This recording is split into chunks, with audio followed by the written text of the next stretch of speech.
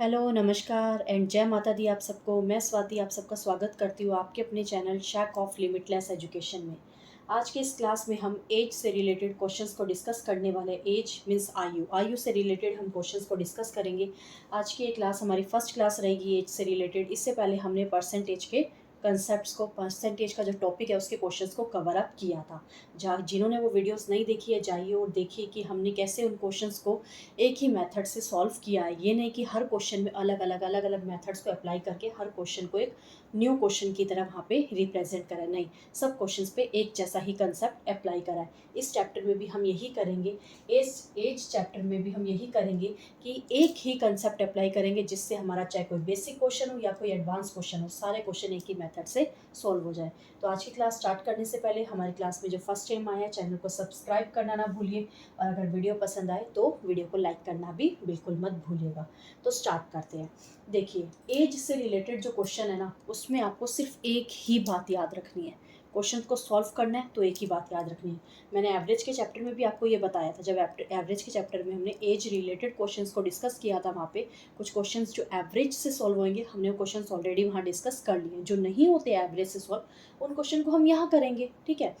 जो एवरेज का टॉपिक है ना, वो हर टॉपिक में आता है, रेशोज़ में भी आता है, परसेंटेज में भी आ जाता है, एवरेज में आ जाता है। तो इस तरीके से मिक्सचर एंड एलिगेशंस में भी आ जाते हैं। तो क्या करेंगे हम, जो क्वेश्चंस जहाँ पे कंफर्टेबल रहेगा, इजी रहेगा, हम उस क्वेश्चन को वहीं करेंगे। जो क्वेश्चन वहाँ नहीं हो सकते हैं, वो क्वेश्चन हम यहाँ भी करने वाले हैं। आज मिक्स करके यहाँ भी करेंगे। ठीक है। आपको जो मेथड जहाँ पे इजी लगता है, आप वो मेथड अप्लाई कर सकते हैं। तो देखिए, एज वाले टॉपिक में हमें एक ऐसा कौन सा पॉइंट है जो हमें समझना है, जिससे हमारे क्वेश्चन सारे सॉल्व हो जाए। क्या चीज़ है? सिर्फ एक ही कंसेप्ट है, दैट इज़ पास्ट। पहले पास्ट आएगा, फिर प्रेजेंट आएगा, और फिर फ्यूचर आएगा। बस यही याद रखना है आपको। PPF। पहले क्या आएगा? पास्ट, फिर आएगा प्रेजेंट, और फिर आएगा फ्यूचर। पहले फ्यूचर लिख दिया, फिर प्रेजेंट लिख दिया, फिर पास्ट लिख दिया, आपका क्वेश्चन गलत हो जाएगा। आपको पहले पास्ट ही लिखना है, फिर आपको प्रेजेंट के रेशियो डिफाइन करने हैं, और फिर आपको क्या करना है? फ्यूचर के रेशियो लिखने हैं। ठीक है। अगर ये समझ आ गया, उसके बाद तो छोटी छोटी बातें हैं, आप सबको ही पता है। जैसे कि आज राम 5 ईयर्स का है, तो आफ्टर 15 ईयर्स उसकी एज कितनी हो जाएगी? 20 ईयर्स का हो जाएगा। अगर आज राम 20 ईयर्स का है, तो जब वो 40 ईयर्स का होगा, तो कितने साल बाद वो 40 ईयर्स का होगा? तो 20 साल के बाद वो 40 ईयर्स का होगा। तो ये सारे पॉइंट्स तो आप सबको नॉर्मली पता ही है। ठीक है। इन छोटी छोटी कैलकुलेशंस को हम क्वेश्चंस में यूज़ करेंगे। मेन पॉइंट है, इस चीज़ को याद रखना, पहले पास्ट आएगा, then present, and then future. Clear? तो देखिए, स्टार्ट करते हैं क्वेश्चंस। आज का हमारा जो फर्स्ट टाइप रहने वाला है, that is when present and future ratios are given. जब आपके पास present and future ratios given होते हैं। तो देखिए, आज का हमारा first question. First question is, ratio between present age of A and B is 4:7. After 21 years it will be 5:7. Find present age. देखो, इस क्वेश्चन में अब आपको 2 टाइप्स के रेशियोज गिवन है। A और B का प्रेजेंट एज दे रखा है, उनका रेशियो गिवन है, दैट इज 4:7। आफ्टर 21 ईयर्स, अगर आफ्टर 21 ईयर्स की बात करें तो यहाँ पे ये पास्ट है या फिर फ्यूचर है? आफ्टर मीन्स होता है बाद में, तो 21 ईयर्स क्या हो जाएगा? बाद की बात कर रहा है, प्रेजेंट से 21 ईयर्स बाद। तो यानी ये कौन सा इंटरवल दे रखा है आपको? फ्यूचर की टाइमिंग दे रखी है। और फ्यूचर की जो उनका एज है, दैट इज़ 5:7 की रेशियोज में दे रखा है। हमें उसकी प्रेजेंट एज निकालनी है। तो अभी आपको एक कंसेप्ट समझाया था कि सबसे पहले क्या लिखते हैं? पास्ट का। यहाँ तो आपके पास पास्ट का रेशियो गिवन ही नहीं है, तो फिर हम क्या करेंगे? उसके बाद प्रेजेंट का रेशियो गिवन है, प्रेजेंट का लिखेंगे, एंड देन फ्यूचर का। क्लियर? देखो ये क्वेश्चन कैसे होगा, बहुत ध्यान से क्वेश्चन समझना। अगर आप एक क्वेश्चन भी ध्यान से कर लेते हैं, तो उसके बाद सारे क्वेश्चंस आपके बहुत इजीली सॉल्व हो जाएंगे। ठीक है। देखो, A एंड B। A का आपको रेशियो गिवन है, प्रेजेंट रेशियो, दैट इज 4:7। ये आपको गिवन है प्रेजेंट का रेशियो। क्लियर? नेक्स्ट आपको गिवन है फ्यूचर रेशियो। फ्यूचर का रेशियो क्या गिवन है? That is 5:7। जस्ट हमने ये रिप्रेजेंट करा है। और ये जो फ्यूचर का आपको टाइमिंग दे रखी है, ये कितने ईयर्स का दे रखी है? 21 ईयर्स की दे रखा है। गया प्रेजेंट एज से फ्यूचर ईयर्स के आफ्टर 21 ईयर्स है, तो दोनों एज का जो डिफरेंस है कितना आ जाएगा? 21 ईयर्स आ जाएगा। ये आपको जस्ट यहाँ पे रिप्रेजेंट कर दिया हमने, जो स्टेटमेंट दी हुई है। अब मेथड क्या है करने का? देखो ध्यान से देखना, मेथड क्या है? 4 और जो 7 है उसका डिफरेंस, और 5 और 7 इसका डिफरेंस क्या है? इसका डिफरेंस है 3, और 5 और 7 इनका डिफरेंस है 2। तो अब आपको इन 3 और 2 का क्या करना है? इस 3 को आपको मल्टीप्लाई करवाना है नेक्स्ट फ्यूचर से। ये 3 कहाँ से आया? प्रेजेंट एज से आया, तो इसको फ्यूचर की एज के रेशियोज के साथ मल्टीप्लाई करवाना है। और ये 2 डिफरेंस कहाँ से आया? फ्यूचर के रेशियोज से आया, तो इसको प्रेजेंट के रेशियोज के साथ मल्टीप्लाई करवाना है। यहाँ 3 था तो यहाँ 3 लिख लेंगे, ठीक है। करवा दिया आपने। अब मल्टीप्लाई करवाइए। 4 into 2 it's 8, 7 into 2 it's 14, 3 into 5 it's 15, 7 into 3 it's 21। Clear?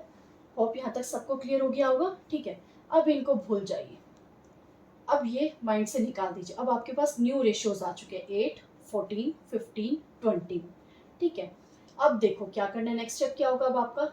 8 और ये 15, 8 से 15 मतलब ए की एज प्रेजेंट में 8 थी, बाद में जाके 15 हो रही है, तो कितने साल के बाद 15 होगी?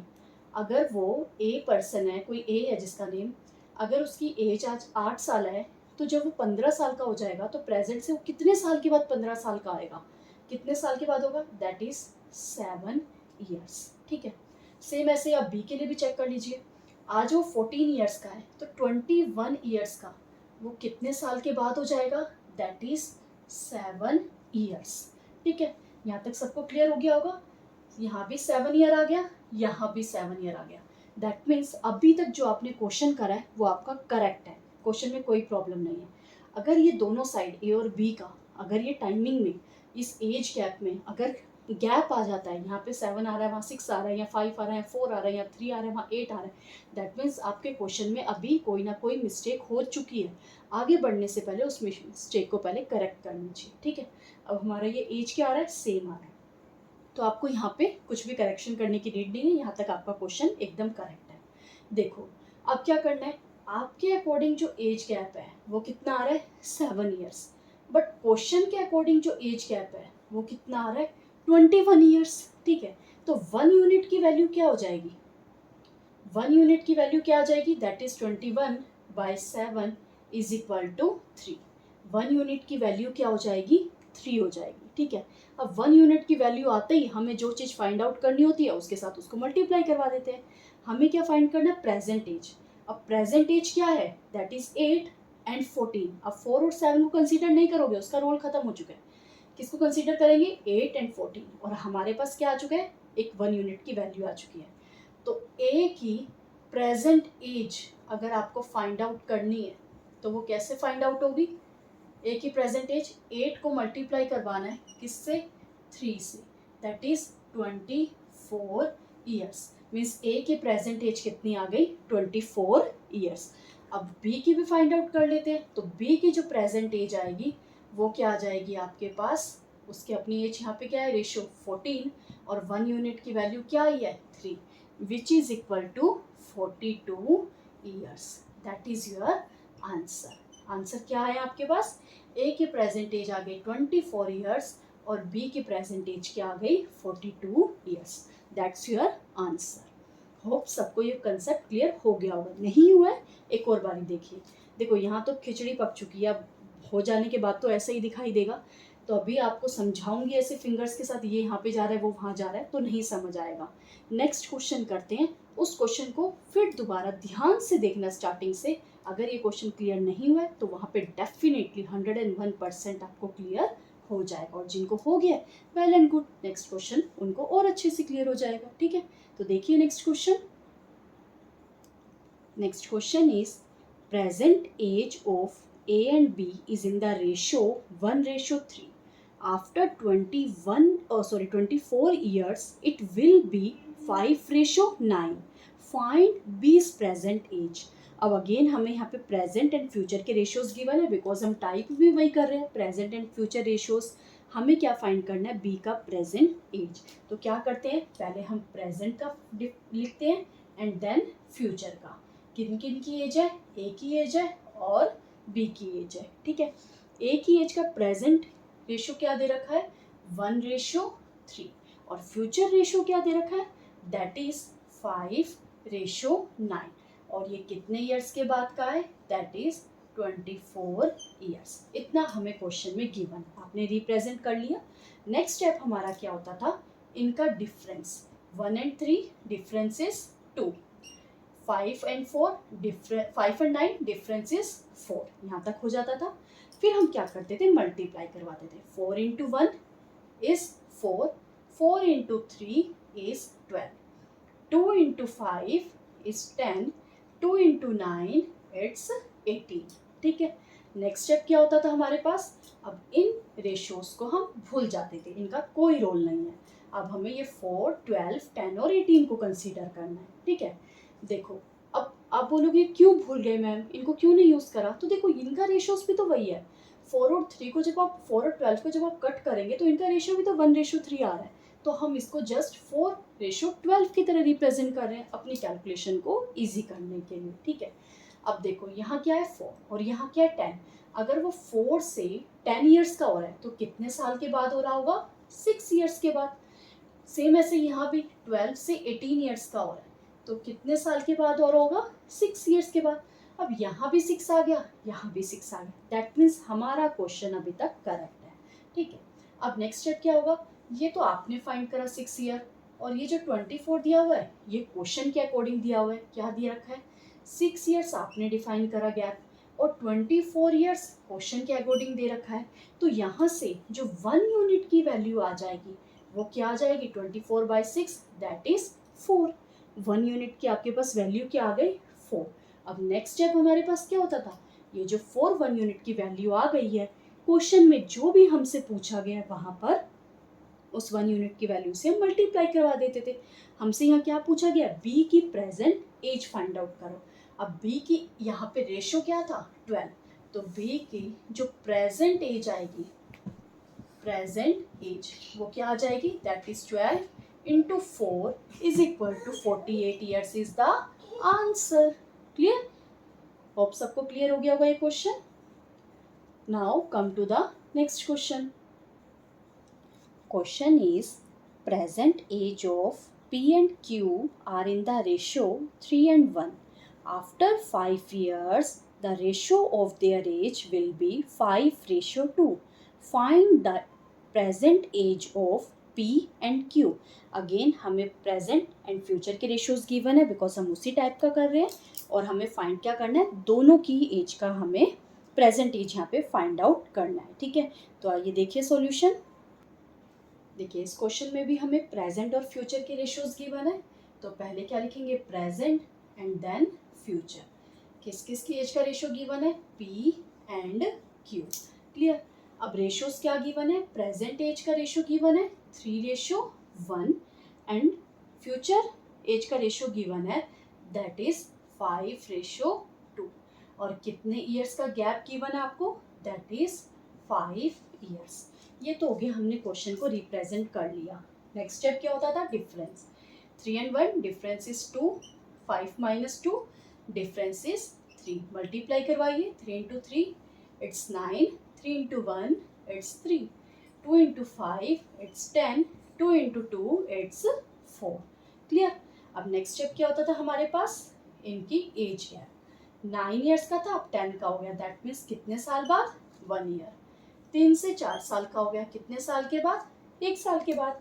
अब हमारा तो 1 ईयर का गैप आया है, बट क्वेश्चन में कितने ईयर का गैप आया था, 5 ईयर का, तो क्लियरली विजिबल हो रहा है 1 यूनिट की वैल्यू क्या आ गई आपके पास, 5, और हमसे क्या पूछी थी, प्रेजेंट एज, तो फाइंड आउट कैसे करेंगे, उनके रेशियोज के साथ मल्टीप्लाई करवा के, 9 into 5 is 45 years, 3 into 5 is 15 years, तो ये आपके पास क्या आ गई, इनकी एज आ गई, and that is your answer. Clear, देखो जैसे जैसे प्रैक्टिस करते जाते हैं ना, लिखना थोड़ा कम होता जाता है। जब आप प्रैक्टिस करने लगेंगे, जैसे जैसे प्रैक्टिस करेंगे इन क्वेश्चंस की, आप ये सब नहीं लिखेंगे, आप डायरेक्ट करेंगे, 3:1 5:2 माइनस करवाएंगे, न्यू रेशियोज बनाएंगे, आप डायरेक्ट न्यू रेशियोज बना लिया, उनका एक का गैप चेक कर लोगे, बार बार थोड़ा सबका गैप चेक करोगे। क्वेश्चन अगर आपको कॉन्फिडेंस है कि नहीं मेरी कैलकुलेशन ठीक है, फिर तो ज़रूरत ही नहीं है, नहीं है तो एक बार चेक कर लीजिए, क्या पता भी जल्दी में करने से गलती भी हो जाती है। फिर चेक कर लीजिए, जैसे ही चेक हो गया 1 यूनिट की वैल्यू निकाल दीजिए और वहाँ से उसे मल्टीप्लाई करवा दो। यहाँ पे ऐसे रिप्रेजेंट करना जरूरी है क्या, P's present age is 9 into 5 it's 45, कोई आ रहा है रफ शीट पे देखने के लिए कि आपने उसको किस तरीके से फाइंड आउट करा, नहीं। आपका ऑब्जेक्टिव पेपर है तो जितना कम पेन चलाएंगे उतना ज़्यादा आपके लिए अच्छा होगा, ठीक है। होप सबको ये क्वेश्चन क्लियर हो गया होगा। एक और क्वेश्चन है, वो क्वेश्चन आप ट्राई कीजिएगा और आंसर कमेंट सेक्शन में बताइएगा। अगर आप आंसर बताते हैं तो मुझे ऐसा लगेगा कि ये मेथड आप सबको समझ आया है, आपको अच्छा लगा है ये मेथड और आपको समझ भी आया है, ठीक है। तो आंसर जरूर सेंड कीजिएगा। आज की क्लास में यही वाला टाइप, नेक्स्ट क्लास में हम प्रेजेंट पास्ट, पास्ट फ्यूचर, दो और टाइप के क्वेश्चंस को कवर अप करेंगे। दो टाइप के क्यों कवर अप करेंगे, बिकॉज इस टाइप में तो आपको क्लियर हो ही गया किस तरीके से, फिर उन दोनों टाइप को हम एक साथ ही कवर अप कर लेंगे। देन हम अपने क्वेश्चंस का लेवल को थोड़ा सा एडवांस करेंगे। क्लियर। तो आप सब पढ़ते रहिए, अपना रिवाइज करते रहिए। कोई भी किसी भी क्वेश्चन में प्रॉब्लम आती है रिवीजन के टाइम पे, उसको कमेंट सेक्शन में सेंड करना बिल्कुल मत भूलिए। अगेन, आज जो हमारी क्लास में फर्स्ट टाइम आए थे, चैनल को सब्सक्राइब करना बिल्कुल मत भूलिएगा और वीडियो को लाइक करना भी बिल्कुल मत भूलना अगर आपको क्वेश्चंस और मेथड अच्छे लगे हों तो। आज की क्लास में इतना ही। आप सब अपना ध्यान रखिए, रिवाइज करते रहिए। Thank you.